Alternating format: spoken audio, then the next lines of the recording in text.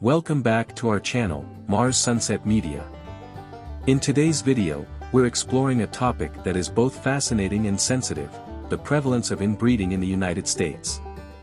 While it's a subject often surrounded by misconceptions and stigma, it's essential to understand the historical and socio-economic factors that contribute to higher rates of inbreeding in certain regions. Inbreeding typically occurs in isolated rural communities where geographical and social barriers limit the diversity of the gene pool.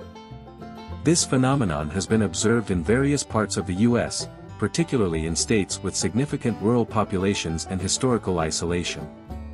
In this video, we'll be counting down the top 10 states with the most inbred populations, starting from number 10 and working our way down to number 1. We'll delve into the unique circumstances of each state, examining how factors like geography, history, and culture have played a role in shaping these communities. From the remote wilderness of Alaska to the mountainous regions of Appalachia, each state has its own story to tell.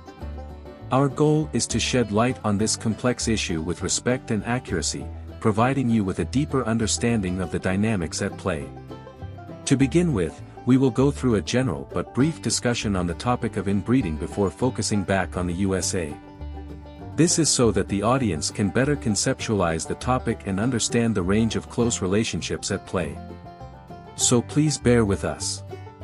Understanding inbreeding, description, historical perspective, and definition. Inbreeding is a genetic phenomenon where individuals within a population mate with close relatives, leading to a higher probability of inheriting identical genes from both parents. This practice can result in a range of genetic disorders and reduced genetic diversity within a population. Inbreeding is most commonly observed in isolated or small communities where the gene pool is limited, and opportunities for genetic exchange with outside populations are restricted. Description: Inbreeding occurs when organisms with close genetic relationships reproduce. In humans, this typically involves mating between first cousins or closer relatives. The primary concern with inbreeding is the increased likelihood of genetic disorders and congenital abnormalities, as recessive genetic traits have a higher chance of manifesting when both parents carry the same defective gene. For instance, inherited conditions such as hemophilia, cystic fibrosis, and certain forms of cancer can be more prevalent in inbred populations due to the higher genetic similarity between parents. Historical perspective.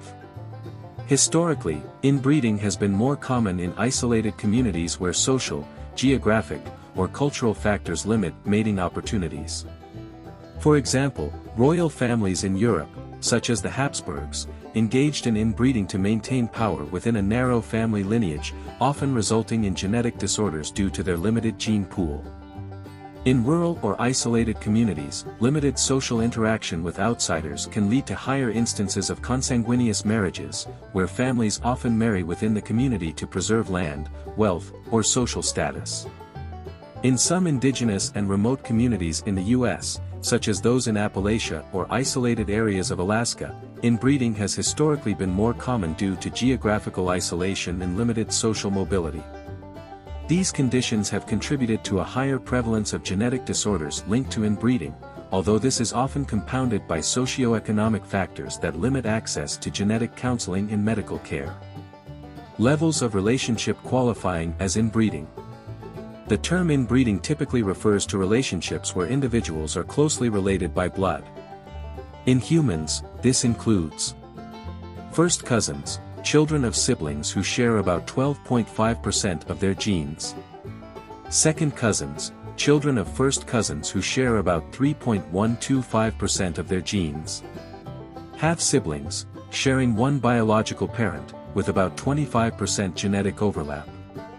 Full siblings, sharing both biological parents, with 50% genetic overlap. Parent-child relationships, with 50% genetic overlap, considered the closest level of inbreeding. Closer relationships, such as between siblings or parent-child, significantly increase the risk of genetic disorders. As the degree of relatedness decreases, the risks associated with inbreeding diminish, but remain present. So, whether you're a student of history, a fan of sociology, or just curious about the hidden aspects of American life, stick around as we explore the states with the highest rates of inbreeding. Let's jump right into it. Number 10. Arkansas.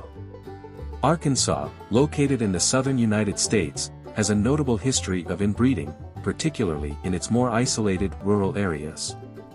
Historically, limited transportation and social mobility contributed to the prevalence of consanguineous marriages, where individuals often married within their extended families. This practice was more common in the Ozark Mountains and other remote regions where communities were small and isolated. While exact statistics on the percentage of the population affected by inbreeding in Arkansas are hard to come by, it is known that the state has experienced higher rates of certain genetic disorders commonly associated with inbreeding, such as cystic fibrosis and hemophilia. Public health efforts in Arkansas have focused on education and genetic counseling to help reduce the incidence of these genetic conditions. Number 9. Kentucky. Kentucky, particularly its Appalachian region, has a well-documented history of inbreeding. The state's mountainous terrain historically led to the isolation of communities, which in turn increased the likelihood of consanguineous marriages. Studies have shown that some areas of Kentucky have inbreeding rates significantly higher than the national average. In some Appalachian counties, the rate of consanguineous marriages is estimated to be around 5 to 8%, although this number can vary. This has led to a higher prevalence of genetic disorders, including congenital anomalies and metabolic conditions. The state has made strides in improving healthcare access and genetic counseling services to address these issues. Number 8. West Virginia. West Virginia is another state with a notable history of inbreeding, particularly in its rural Appalachian regions. Geographic isolation and economic factors have historically contributed to the practice of marrying within the family. Some studies suggest that consanguineous marriages in certain parts of West Virginia may account for up to 10% of all marriages. This higher rate of inbreeding has led to increased instances of genetic disorders such as cystic fibrosis, hemophilia, and other autosomal recessive conditions. Public health initiatives in West Virginia focus on raising awareness about the risks associated with consanguineous marriages and providing genetic counseling to affected families. If you are enjoying this video, please don't forget to like, share, and subscribe to our channel. Hit the bell icon to stay updated with our latest releases. Thank you to everyone that have already subscribed. Number 7. Tennessee. Tennessee, especially in its eastern Appalachian region, has a history of inbreeding similar to that of neighboring states. The state's rural and mountainous areas have historically been more prone to consanguineous marriages due to geographic isolation and cultural factors.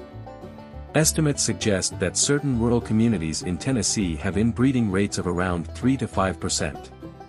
The genetic implications of these practices include a higher prevalence of disorders such as cystic fibrosis and other congenital conditions.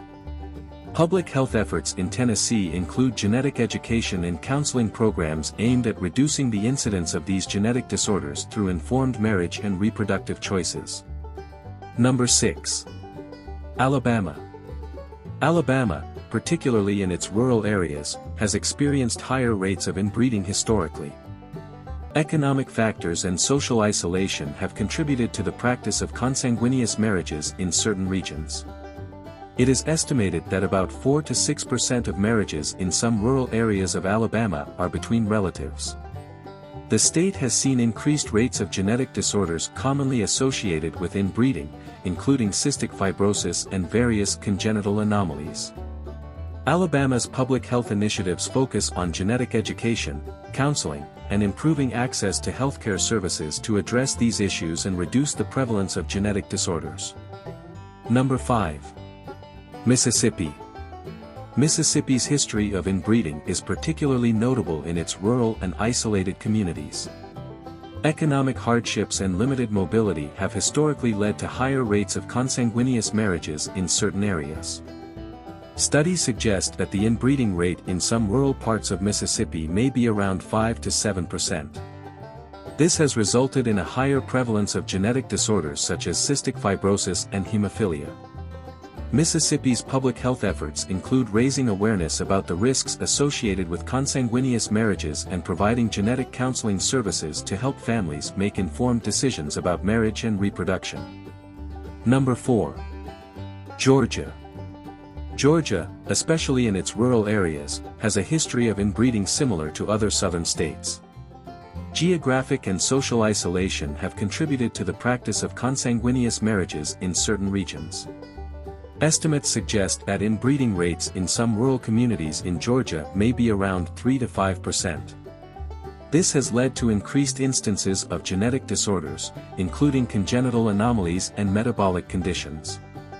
Public health initiatives in Georgia focus on genetic education and counseling to address these issues and promote healthier reproductive choices.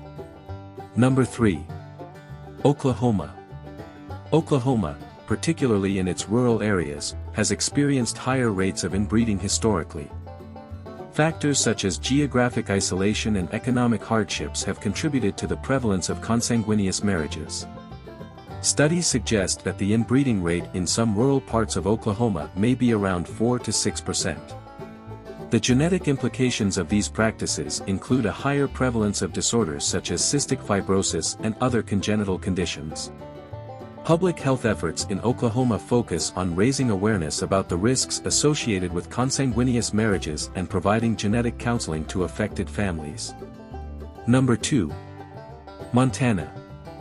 Montana, with its vast rural and remote areas, has historically seen higher rates of inbreeding. Limited population density and social isolation in some parts of the state have contributed to the practice of consanguineous marriages. Estimates suggest that the inbreeding rate in certain rural communities in Montana may be around 3 to 5%. This has resulted in increased instances of genetic disorders, including congenital anomalies and metabolic conditions. Montana's public health initiatives include genetic education and counseling programs aimed at reducing the incidence of these genetic disorders through informed marriage and reproductive choices. Number 1. Kentucky. Kentucky, particularly its Appalachian region, has the highest rate of inbreeding in the United States. The state's mountainous terrain historically led to the isolation of communities, which in turn increased the likelihood of consanguineous marriages. Studies have shown that some areas of Kentucky have inbreeding rates significantly higher than the national average. In some Appalachian counties, the rate of consanguineous marriages is estimated to be around 8 to 10%. This has led to a higher prevalence of genetic disorders, including congenital anomalies and metabolic conditions. The state has made strides in improving healthcare access and genetic counseling services to address these issues. And there you have it, the top 10 states in the USA with the most inbred populations. We've explored the historical, geographical, and socio-economic factors that contribute to this phenomenon. Understanding these factors helps us gain a deeper insight into how communities develop and how isolation can shape genetic diversity. Remember, these discussions are about understanding and educating, not stigmatizing. Discussing inbreeding can easily perpetuate stereotypes and stigmatize entire populations. Therefore, all content on this video should hopefully be seen in a way that educates and informs rather than judges or sensationalizes. If you found this video informative, be sure to hit the like button and share it with your friends. Don't forget to subscribe to our channel for more deep dives into unique and often overlooked aspects of American life. Ring the bell icon to get notified whenever we upload a new video. We'd love to hear your thoughts and any questions you have in the comments below. Thanks for watching, and we'll see you in the next video.